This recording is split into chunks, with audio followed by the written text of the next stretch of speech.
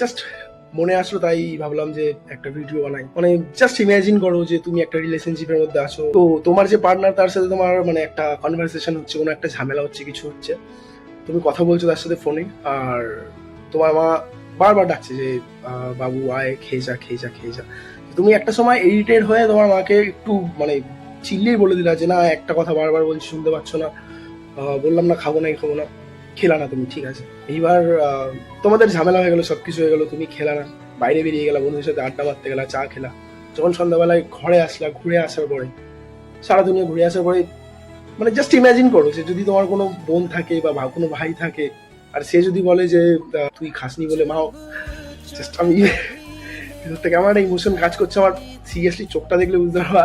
Just সে যদি এসে বলে যে তুই খাসনি বলে মাও খায়নি এখনো পর্যন্ত, তোর জন্য ওয়েট করে আছে, তোমার কথা যে ভাবে না, জাস্ট ভাবেই না যে তুমি কি ভাবলা, তুমি কি করলা, কি না কি চায় আসে। কিন্তু আর একটা মানুষ যে তোমার জন্য মানে তুমি খাওনি বলে স্টিল ওয়েট করে আছে, চাইলে খেয়ে নিতে পারতো। মানে সিরিয়াসলি এই জন্যই বলে সবাই যে মায়ের মতন ভালো কেউ বাঁচতে পারে না দুনিয়াতে, ইম্পসিবল, পসিবল হবেই না কোনোদিন। মা মাই হতা है यार।